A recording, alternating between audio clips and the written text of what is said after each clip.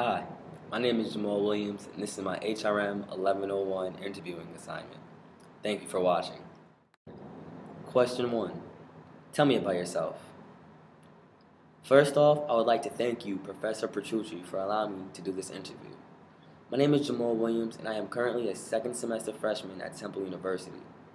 I got accepted to this great school because of my grades, work ethics, inside and outside of the classroom, and my determination to succeed. Throughout high school, I had a 3.2 GPA. My senior year, I really stepped up my game and I raised my GPA to a 3.7. The main reason that I obtained better grades in high school is because of my performance on the track. I was excelling so much at the sport that my success just followed me to the classroom. I was one of the fastest 100, 200, and 400 meter runners in my area, but I was really known for my long jumping skills. I was a 23-foot long jumper, and at one point I was ranked 5th in the nation, and that is why I was being recruited by Temple Athletics to become a Temple Owl. While I was in high school, my high school coach, Damian Batanzas, always said this one quote to me: "You are the fiercest competitor around." And he was completely correct, because when I went to track meets, I set goals for myself, and I would not stop until I reached those goals. I would do whatever it had to take. I planned out how I was going to do it and what I had to do it, and when the time came, I went out and did it. Here at Temple University, I am also part of the Progressive NAACP. I've recently become a member, and my role is to find a way to give back to the community. At first, that was a difficult task because I really didn't know what to do, but then I asked around and did some research, and then I heard about a Big Brother and Big Sister program here. As soon as I heard that, I just instantly joined, because back in my hometown, Teaneck, New Jersey, when I was younger, I was a part of that same program. My big brother helped me and taught me things that I still know to this day. And, if I wanted to give back to the community, I would want to help in a way with something that helped me. So I really just want to find my little brother and help him out, so by the time he's my age, he's doing what I'm doing, or maybe even better. Question number 2.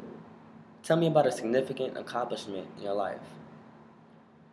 One significant accomplishment in my life was the day that I won state sectionals for the 3rd time in a row after I tore my meniscus my senior year in high school. Before that injury, I was being recruited by a lot of really good D1 schools like Rutgers and Nebraska. Once they found out about my injury, they stopped calling me and emailing me. But before the injury, I would be getting multiple phone calls and emails a week from various coaches and people who worked at both of those schools. There was a short time period where I was depressed because I didn't know what I was going to do with my college decision. Before the injury, I had about a good 10 schools that were offering me money. But once I got injured and they all found out, it narrowed down to one. Coach Marshall, the jumping coach here at Temple University, called me, and she told me that she still wants me to be a part of the team. That 2-minute phone call changed my mindset. Every athlete that I competed against knew about my injury, and so did the newspapers, and everyone thought that I was not going to have a good season. It even got to the point that people thought that I was not going to be able to win and protect my title for the 3rd year in a row. Little did they know that I was not going to let my injury stop me. Coach Marshall empowered me to get back to the Jamal that I used to be before the injury. I totally forgot about the fact that I was hurt, and I just went out and I competed.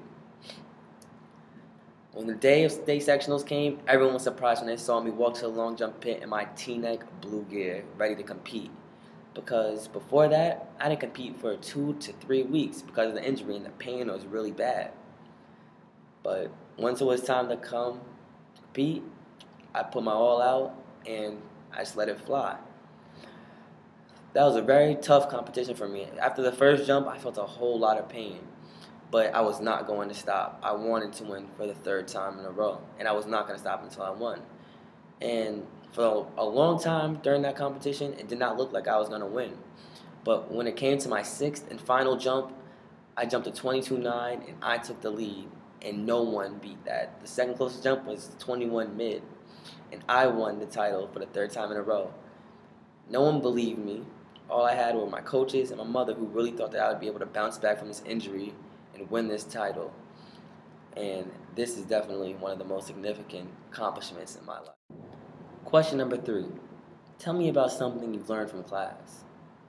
The first thing that I learned from my organizational management class is that people who hit the snooze button are unsuccessful. Once I saw the video about that, I instantly started to like the course because of the simple fact that I was one of those people who would hit the snooze button time after time after time. But after that video, I stopped hitting the snooze button. To this day, I got out of the habit of hitting snooze. Shortly after the video, we started to learn about culture. The main reason why 50% of companies fail is because of the lack of culture. I learned that a company with a good culture is a strong and successful company, and a person will not get hired if they do not fit the company's culture. For example, Apple's organizational diagnosis is different from any other company. Once you step into their building, you see things that you don't usually see in a business environment. You'll see pianos, motorcycles, and the employees are dressed in their everyday clothes. They may seem weird, but that is a part of the company's culture. Another topic we learned about is empowerment. Empowerment is giving someone a mental boost and trusting them and allowing them to make decisions for themselves. Lastly, in the Wall Street Journal, I read an article about a man who worked for Apple, and he had a great plan to make Apple a whole lot of money. He went through with it, and he did make Apple a whole lot of money. But that strategy did not work when he got hired for JCPenney. He tried to use the same strategy and went through the same decision-making process, but it did not work for him. He actually ended up losing JCPenney a lot of money. What was really interesting is that this man was really good at business. He knew what he was doing, but he messed up because of the difference of markets. He thought that since it worked for Apple, one of the greatest companies in the world, that it would work for a smaller company like JCPenney. But it did not work because of the difference of markets. Thank you for watching.